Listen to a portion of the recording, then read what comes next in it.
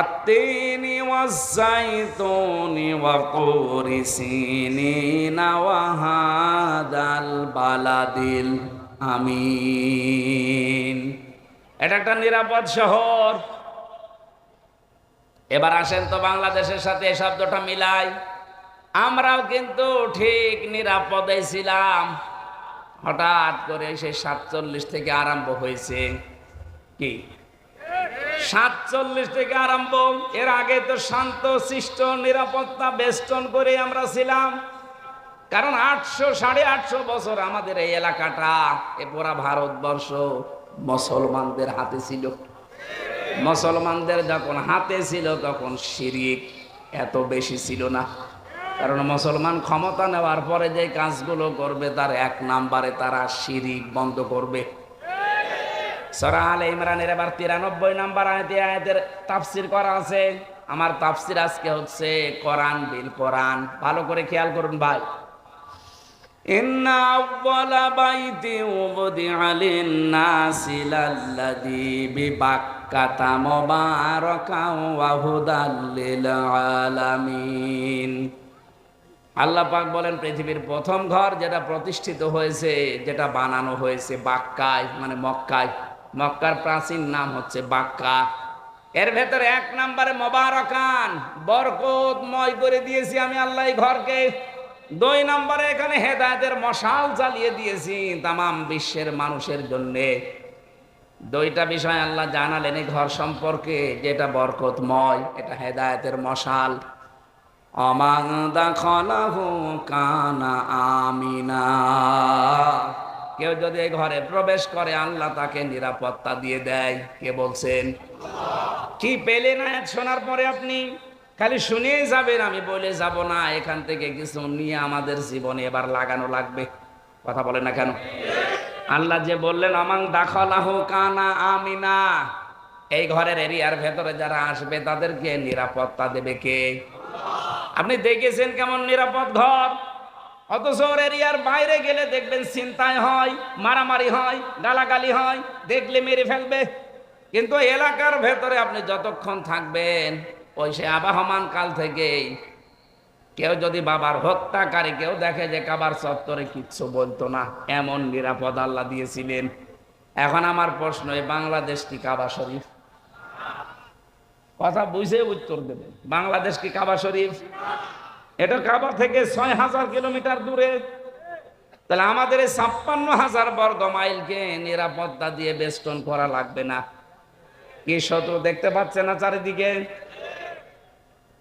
পাশের রাষ্ট্র আমাদের প্রতিবেশী, ওদের সাথে যাদের যাদের বর্ডার আছে তারা প্রত্যেকটা বর্ডারে মার খায়। পাকিস্তান বর্ডারে মার খায়, চীনের বর্ডারে মার খায়, মায়ানমারের বর্ডারে মার খায়, নেপালের বর্ডারে মার খায়। আর যত মার আমাদের দেয়, ওরা মায়ের খেয়ে শেষ করে না। দেখবেন পাকিস্তানে আর চীনের কাছে মায়ের খেলে ওরা বলিউডে সিনেমা তৈরি করে। ওইটা দিয়ে ওরা সিনেমা বানায়। সিনেমার নায়ক দেখেছেন? আল্লু অর্জুন, রামচরণ, প্রভাস, এদেরকে দিয়ে সিনেমা বানায় আর ওটা আবার হিট করায়।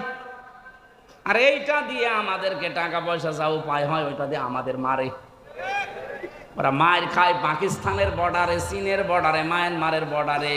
আর মারে কাদের বলেন? নিরাপত্তা দেওয়ার জন্য এবার কি লাগবে বলেন? আল্লাহ বলেন এই তো কাবা শরীফ না তোমার এই বাংলাদেশ, 6500 কিলোমিটার দূর। তাহলে এইটাকে যদি নিরাপত্তা দিয়ে ঢেকে রাখতে চাও কি করা লাগবে? এবার আসেন, আমি বলছি সূরা আনআম 7 নাম্বার পারা 17 নাম্বার পৃষ্ঠা, প্রথম নাম্বার লাইনের 82 নাম্বার আয়াতের প্রথম অংশে আছে।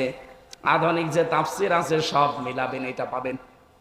আল্লাযীনা আমানু ওয়া লাম ইয়ালবিসু ঈমানাহুম বিযুলমিন উলাইকা লাহুমুল আমনু ওয়া হুম মুহতাদুন। আল্লাহ পাক বলেন যারা ঈমান আনবে আর ঈমানের সাথে যারা জুলুম মিশ্রণ করবে না। এখানে জুলুম মানে শিরিক। জুলুম মানে কি? যারা তাদের ঈমানের সাথে শিরিক মিশ্রণ করবে না, আমি আল্লাহ গ্যারান্টি দিলাম উলাইকা, যেন এইভাবে হাত দিয়ে দেখাচ্ছে বাংলাদেশের দিকে যে উলাইকা, এই মানুষগুলো লাহুমুল আমনু, এরা আল্লাহর কাছ থেকে নিরাপত্তা পাওয়ার হকদার। তাহলে বাংলাদেশ যদি নিরাপত্তার চাদরে কাবা শরীফের মতো ঢেকে রাখতে চান, এ দেশ থেকে জুলুম শিরিক বন্ধ হওয়া লাগবে। এদেশে শিরিক নেই বলেন? প্রকাশ্য শিরিক চলছে একটা, যে ক্ষমতার উৎস জনগণ, এটা শিরিক। এটা কারা আছেন এই বিশ্বাসে আমি জানি না। হ্যাঁ আছেন আপনারা, আমি জানি অনেকেই আছেন এই বিশ্বাস এখনই পাল্টানো লাগবে। এটা শিরিক, কারণ আল্লাহ যেটা পারে ওইটা অন্য কেউ পারে, এই বিশ্বাস করার নাম শিরিক। আর শিরিক যারা করে তারা মুশরিক। কথা বলে না কেন? আইন দিতে পারে কে? অন্য কেউ পারে। ক্ষমতা দেখাতে পারে কে? অন্য কেউ পারে। সুতরাং আল্লাহ যেটা পারে ওইটা অন্য কেউ পারে, বিশ্বাস যারা করেন। ক্ষমতার উৎস আল্লাহ বারবার বলছে আন্নাল কুওয়াতা লিল্লাহি জামিয়া, কুলিল্লাহুম্মা মালিকাল মুলকি তুতিল মুলকা লিল্লাহি মুলকুস সামাওয়াতি ওয়া মা ফিল আরদ। এরকম 950-এর উপরে আয়াত আছে। ডাইরেক্ট ইনডাইরেক্ট ক্ষমতার উৎস কে? সেইটাকে আজ উল্টিয়ে ফেলেছেন আপনি। আপনি বলছেন না ক্ষমতার উৎস জনগণ। এই বিশ্বাস করেন কারা? আমি জানি না। যারা করেন এখনই মত পাল্টান। আপনার বিশ্বাস যদি এখনই না পাল্টি ওইভাবে মারা যান, আপনি শিরিক করছেন। আর শিরিক করলে আপনি মুশরিক। শিরিক যতদিন এই দেশে চালু থাকবে, আপনি বহির্বিশ্ব থেকে যত রকমের ষড়যন্ত্র আন্তর্জাতিক চলছে, জীবনও আপনি মুক্ত হতে পারবেন না। আমরা একটা গেড়া কলের ভেতরে পড়ে আছি, একদিকে আমেরিকা আর একদিকে রাশিয়া। কোন দিকে যাবেন? যেদিকে যাবেন ওই দিকে মার খাবেন। রাশিয়ার দিকে ঝুঁকে আসলে আমেরিকা মারবে, আমেরিকার দিকে গেলে রাশিয়া মারবে। আল্লাহ এমন একটা জায়গায় আমাদেরকে রেখেছে যে আমরা দাবার বুটি হয়ে গেছি। এখান থেকে একটাই উত্তরণের পথ আছে। এদেশের 18 কোটি মানুষ ঐক্যবদ্ধ হওয়া লাগবে যে আমরা শিরিক করব না। আর শিরিক কাকে বলে? তাফসীরের ভাষা থেকে বলছি, শিরিক বিল জাত, শিরিক বিল সিফাত, শিরিক বিল ইখতিয়ার, আর শিরিক বিল হুকুক। এটা এক একটা আবার 4 প্রকার, 4 4 16 প্রকার। ওই 16 প্রকার শ্রেণী বিন্যাস করলে হয় 24 প্রকার। 24 প্রকার শ্রেণী বিন্যাস করলে হয় 72 প্রকার। 72 প্রকার ভাগ ভাগ করলে তাফসীরে আছে 120 প্রকার। শিন র কাফ, এই শব্দের ভেতরে এতগুলো কথা লুকিয়ে আছে। এক একটা পয়েন্ট আকারে বললে 120 দিন লাগবে। এত কথা শুধু একটা শব্দের ভেতরে আল্লাহ লুকিয়ে রেখেছেন। তাফসীর করতে গেলে সময় লাগে। এই কারণে আল্লাহ রাব্বুল আলামিন আমাদেরকে নিরাপত্তা দেবেন 56,000 বর্গ মাইল। যত রকমের দুশ্মনী, যত রকমের ষড়যন্ত্র কৌশল হচ্ছে, যত রকমের কূট কৌশল চলছে, সব কিছু থেকে আল্লাহ আমাদের বাঁচাবেন। গ্যারান্টি দিয়েছেন উলাইকা লাহুমুল আমনু, এই মানুষগুলো নিরাপত্তার হকদার। কিন্তু শিরিক জুলুম বন্ধ করা লাগবে। জুলুম যাই হোক বন্ধ হয়েছে, কিন্তু শিরিক এখনো বন্ধ হয়নি। কথা বলেন? তাহলে আমাদের দেশকে যদি এখন আমরা নিরাপত্তায় ঢেকে দিতে চাই, কি লাগবে? সর্বপ্রথম শিরিক মুক্ত হওয়া লাগবে। এখন একটা একটা করে পয়েন্ট আকারে বললে এত সময় থাকবেন আপনারা, নাকি আমি আয়াতটা আগে শেষ করে নিই? এত প্রকার বলা ঠিক সম্ভব না। এখন আমি যতটুকু পারি আয়াতটা শেষ করে তারপরে যদি সময় আমার কোলায়, আমার কণ্ঠ আবার বসে যায়। কারণ এই 3টা বছরে জালেমরা যা খাওয়িয়েছে, শরীরটা শেষ করে দিয়েছে। কিছুক্ষণ কথা বললে আমার গলায় ব্যথা করে। ভেতরে তো কোনো চিকিৎসা নেই। যে ডাক্তার আসতো সব রোগের এক ওষুধ। কেউ যদি বলে আমার পেটে ব্যথা, ও যা দেয়। কেউ যদি বলে আমার নুনু ব্যথা, তো একই দেয়। হ্যাঁ, আপনি জিজ্ঞেস করেন যারা ছিল, যা বলবেন একই ওষুধ দেয়। আরে ভাই, পেটে আর নুনু কি এক? তারপরে ওই একই দেবে। খেলে খান, ওরা ভালো হয়ে যাবে। কারণ বাইরে তো যেতে পারবেন না। এই অবস্থায় 3টা বছর। তারপরেও আমার তো ডাক্তারের কাছে নিয়েই যেত না। 14 দিন বলার পরে একদিন নিয়ে যেত, তার 4-5 জন কারারক্ষী। মনে হচ্ছে যে কি হয়েছে, বাইরেও যাও ভেতরে। এত ভয় এদের। সিসি ক্যামেরা দিয়ে রাখতো, কারারক্ষী আলাদাভাবে বসিয়ে রাখতো। কি বলেন তো, আমার শরীর চলে না, আর এরা এত ভয় পায়। আমি যদি মামুনুল হক সাহেবের মতো একটু হুঙ্কার মুঙ্কার দিতাম তাও তো হইতো। আমার এমনি শরীর ভালো না, আর তারপরে ওদের মনে হয় যে কলেজায় কাপড় উঠে যাচ্ছে, 4-5 জন আমার পেছনে লাগিয়ে রাখত। ঢাকাবাসী, আমি যে আয়াতের প্রথম 2টা শব্দ আল্লাহ জানিয়েছিলেন যে এমন একটা নিরাপদ শহর ছিল, যেই শহরের 2টা বৈশিষ্ট্য, একটা নিরাপত্তা আর একটা নিশ্চিন্তে বসবাস করা। রব্বুল আলামিন বলেন ইয়াতিহা রিজকুহা রাগাদাম মিন কুল্লি মাকান। বিশ্বের বিভিন্ন দিক থেকে তাদের দেশে জীবন উপকরণের জন্য যা লাগতো সব আসতো। আরে ভাই, 47-এর আগের ইতিহাসগুলো আপনি পড়ে দেখেন, আমি তো দেখি নাই, শুধু পড়েছি। কি শান্তিতে ছিল তারা, কি অবস্থায় ছিল তারা। 850 বছরে এলাকাগুলো মুসলমান শাসন করেছে, একটা মানুষের ওপরে জুলুম অত্যাচার হয়েছে প্রমাণ নেই। যদি একটু কিছু পাওয়া যেত সঙ্গে সঙ্গে বিচার হয়ে যেত। বাদশাহ নুরউদ্দিন, বাদশাহ জাহাঙ্গীর, এর কাছে একটা বুড়ি মহিলা তার যুবতী পুত্রবধূকে নিয়ে এসে বলছে, বাদশাহ জাহাঙ্গীর, তোমার এলাকায় আমি বসবাস করি, আমার ছেলেটা প্রশাসনে চাকরি করে। প্রতিদিন রাতের বেলা একটা দুর্বৃত্ত এসে আমার ভয় দেখায়। আমার এই পুত্রবধূ খুব সুন্দরী, তার ইজ্জত সম্ভ্রম লুণ্ঠন করার জন্য তোমার কাছে বিচার দিয়ে গেলাম। আজকে রাতটা যদি নিরাপত্তা দিতে পারো আমাদের দাও, যদি না দিতে পারো তাহলে আমি সকালে এখান থেকে চলে যাব।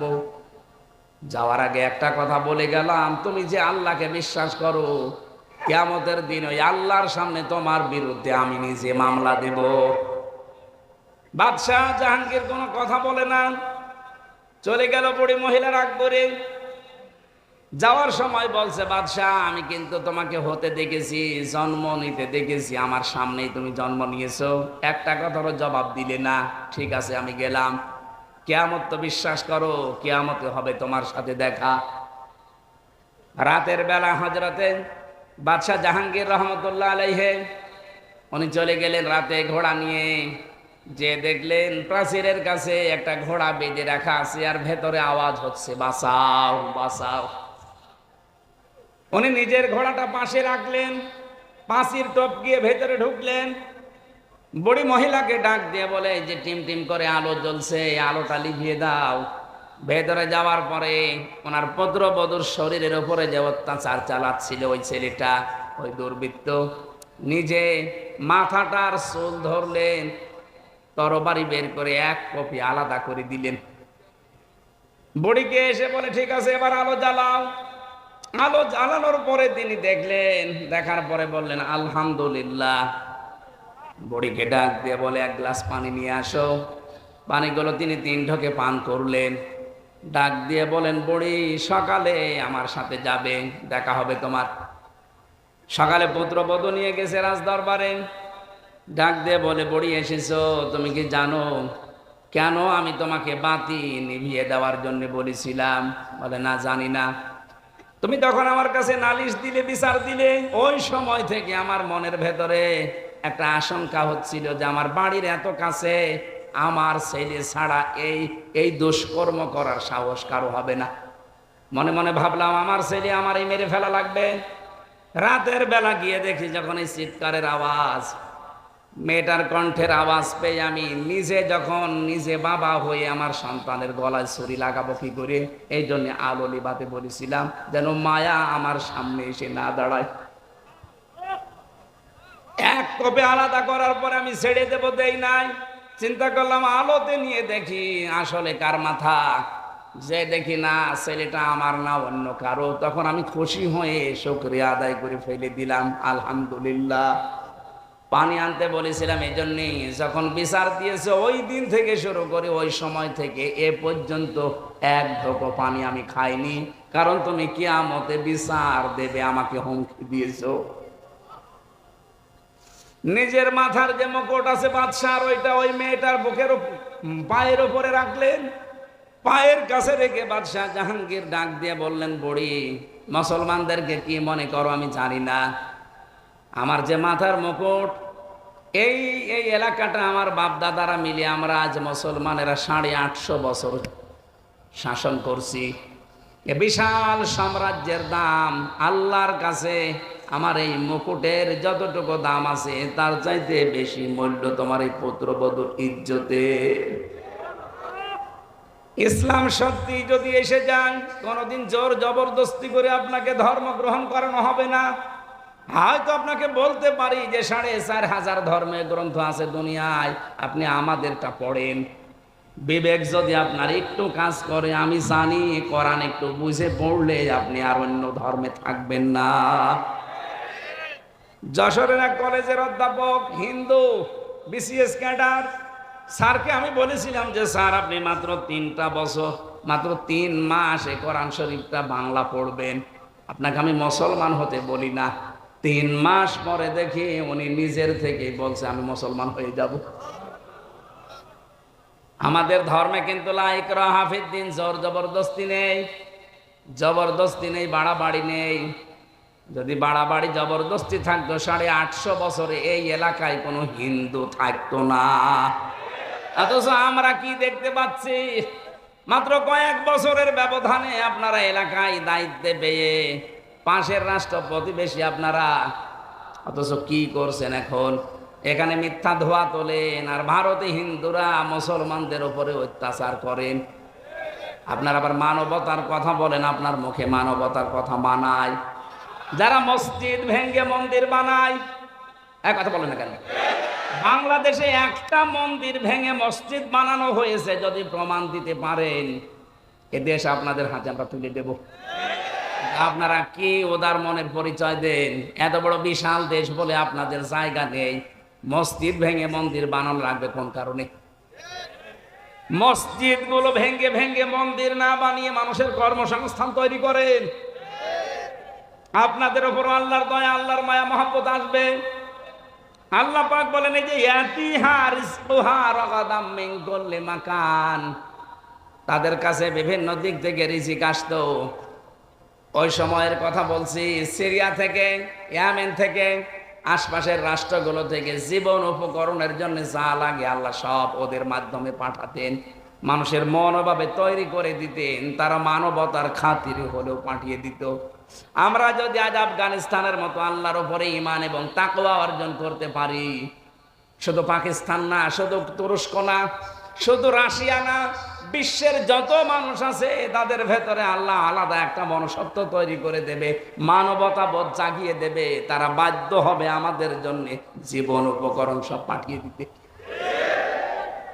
ভারত ছাড়া যদি আশপাশের সবগুলো দেশ চলতে পারে, আমি ইতিহাস পড়ে দেখেছি মায়ানমার, ইতিহাস পড়ে দেখেছি নেপাল, পাকিস্তান, চীন, ভুটান, যতগুলো দেশ আশপাশে আছে, আফগানিস্তান সহ, একটাও ভারতের সাথে, এদের সাথে সম্পর্ক না রেখে যদি চলতে পারে, 18 কোটি মুসলমানও এ মুশরিকদের সাথে সম্পর্ক ছাড়া চলতে পারবে? কোনো দরকার নেই আপনাদের সাথে আমার। প্রতিবেশীর কাজ যদি প্রতিবেশীর মতো না হয়ে, এত বড় জঘন্য প্রতিবেশী পৃথিবীর কোন রাষ্ট্রের পাশে আমি পাইনি। কয়েকদিন আগে সিঙ্গাপুর, মালয়েশিয়া, থাইল্যান্ড, কতগুলো দেশ ঘুরলাম, ওই আপনাদের মতো এরকম নিকৃষ্ট মানের প্রতিবেশী তো আমরা পাইনি। জোর যার মূল্য তার এই যদি শুরু করেন, তামাম দুনিয়ায় কিন্তু মুসলমান 2 নম্বরে আছে। আপনারা হিন্দু মাত্র 130 কোটি আর মুসলমান 200 কোটি। একজন করে যদি ধরা হয়, এ পৃথিবীতে একটা হিন্দু আর থাকবেন না। প্রতিবেশী, এই জন্য আমরা আর কিছু বলছি না। ওনার প্রতিবেশী প্রতিবেশীর মতো থাকেন। গণহত্যাকারী একজন খনিকে আশ্রয় দিয়ে এরপরে আবার মানবতার কথা বলেন, আপনাদের মুখে এটা মানায় না। লজ্জা যদি থাকে তাড়াতাড়ি ফেরত দিয়ে দেন, আমরা ফাঁসি দিয়ে দেই। কারণ বিচারক যারা আছে আপনি তাকান, অ্যাডভোকেট যারা, ব্যারিস্টার যারা, তারা বলছে উনি যা করেছে 160টার উপরে অলরেডি মামলা হয়ে গেছে, ওনারে কমপক্ষে জেনুইন ভাবে 100 বার ফাঁসি দেওয়া যাবে। 100 বার লাগবে না, একবার দিলেই তো শেষ। আপনারা নিজেরা বলতেন যে আমাদের স্বামী স্ত্রীর সম্পর্ক, কিসের স্বামী স্ত্রী? আপনি যদি সত্যি স্বামী হয়ে থাকেন তাহলে তো স্ত্রী চলে গেছে, সাথে গেছে আর এক শালী। এই দেশ থেকে আমরা যারাই দেখি বিদেশে যায়, তারা রেমিটেন্স যোদ্ধা, তারা টাকা পাঠায়, অথচ এই দুইজন আজ 3 মাস 4 দিন হয়ে গেল একটা টাকাও পাঠায় না। কেউ স্বামীর পকেট মারেন, কেউ দুলাভাইয়ের পকেট মারেন। অন্তত 2 বোন মিলে যদি মাসে মাসে 50,000 করে তো টাকা পাঠানো যায়। আমরা ঋণে জর্জরিত হয়ে আছি, আর একটা টাকা 3 মাস 4 দিনে পাঠালেন না, আবার ষড়যন্ত্র করেন।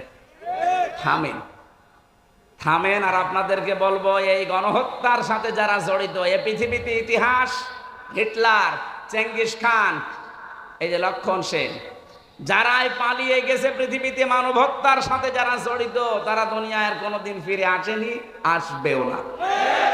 এই জন্য ওই ফাঁদে পা দিয়ে আমাদেরকে এসপি সাহেব বলছিল যে মানুষকে জানাবেন, এই ফেসবুকে উন্মাদনায় পা দিয়ে অনেকে আজ উশৃঙ্খল বিশৃঙ্খল তৈরি করছে, এরা যেন থামে। কিচ্ছু হবে না, সব ষড়যন্ত্র মোকাবেলার জন্য দেশের 18 কোটি মানুষ প্রস্তুত আছে। এখন আর দল বিদল নেই, এখন সব দল এক দল, আমরা হচ্ছে মাজলুম। খালি ওই 14 দল বাদ দিয়ে, ওরা তো এখন আর নেই, বাকি আমরা যা আছি 2-1 জন থাকলে ওরা এখন মুসলমান হয়ে গেছে। আমার বংশেরটা আমি বলছি, ওরা তো 100 জনের 98 জন আল্লাহর ওলিকে নবী মানত, এত শক্ত। কিন্তু এখন এই বিকাল, আগস্টের 5 তারিখের বিকাল 5টা বাজতে বাজতে আমার মোবাইল করে বলছে, ভাতিজা আমরা সব জামাত ইসলামী হয়ে গেছি। হ্যাঁ, এখন জামাত ইসলামী। আর এতদিন বলতো আমাদের বঙ্গবন্ধু আমাদের নবী, মানে নবী বলতো না কিন্তু এরকম মানতো। নবীজিকে গালি দিলে কিছু বলতো না, কিন্তু ওরে যদি কেউ একটু পান থেকে চুন খসে, গোষ্ঠীতে গোষ্ঠীতে গন্ডগোল বাজে, এরকম কঠোর অবস্থা ছিল। আর বিকাল 5টা বাজতে বাজতে ওরা বলছে, ভাতিজা তুমি কোথায়? আমরা সব জামাত ইসলামী হয়ে গেছি। এই তো 14 দলের বাইরে যারা আমরা ছিলাম সবাই আমরা মাজলুম। এখন কিন্তু উহুদের ময়দানে চলছে এই বাংলাদেশটা। একটু যদি স্লিপ কাটা হয়, এখন এই গনিমতের মাল কোড়াতে ব্যস্ত থাকবেন, খালিদ বিন ওয়ালিদের মতো আকস্মিক ভাবে হামলা করে সব হত্যা করে ফেলবেন। এখন সে অবস্থায় আছে, এগুলো সব বাদ দেন। মজলুমদের যা করা দরকার করণীয়, এখন পাহারা দেওয়া লাগবে দেশটা। বিশেষ করে যারা দায়িত্বে আছেন, সম্মানজনক একটা সময় নিয়ে তাড়াতাড়ি করে একটা নির্বাচন দেন। নির্বাচনের মাধ্যমে নির্বাচিত সরকারের আগে দেশটা তুলে দেন, তাহলে ষড়যন্ত্রগুলো বন্ধ হয়ে যাবে। আল্লাহ পাক বলেন, ফাকা ফারাত বিআনউমিল্লাহি ফাযাকাল্লাহু লিবাসাল জুই ওয়াল খাউফি বিমা কানু ইয়াসনাউন। এই মানুষগুলো আমার আল্লাহর নিয়ামতের কুফরি করেছিল। এখানে নিয়ামতের 2টা অর্থ পেয়েছি। 1 নম্বরে আল্লাহর নবী। আল্লাহর নবীকে আল্লাহ কি করে দুনিয়ায় পাঠিয়েছিলেন? নিয়ামত। কি করে বলেন তো? লাকাদ মান্নাল্লাহু আলাল মুমিনিনা ইয বাআসা ফীহিম রাসূলাম মিন আনফুসিহিম। অবশ্যই তোমাদের উপরে যারা মুমিন, তাদের উপরে আল্লাহর দয়ায় যে তোমাদের ভেতর থেকে আল্লাহ একজন রসুল পাঠিয়েছে। অথচ সেই রসুলকে তারা মিথ্যাবাদী প্রমাণ করেছিল, মিথ্যাবাদী তারা অপবাদ দিয়েছিল। আল্লাহ এর পরের আয়াতে জবাব দিয়েছেন, ওয়ালাকাদ জাআহুম রাসূলুম মিনহুম ফাকাযযাবুহু ফাআখাযাহুমুল আযাবু ওয়া হুম যালিমুন। অবশ্যই তাদের কাছে রসুল এসেছিল তাদের মধ্যে একজন, কিন্তু তারা তাকে মিথ্যা প্রতিপন্ন করেছিল। এই কারণে আমি আল্লাহ তাদেরকে ধরেছিলাম, কারণ তারা জালেম ছিল। তাহলে জুলুম করার এখানে একটা পদ্ধতি পেলাম, যারা দুনিয়াতে আল্লাহর পাঠানো রসুলদের সাথে মিথ্যা প্রতিপন্ন করে তাদেরকে কষ্ট দেয়, আল্লাহ পাক তাদের উপরে 2টা শাস্তি পাঠায়।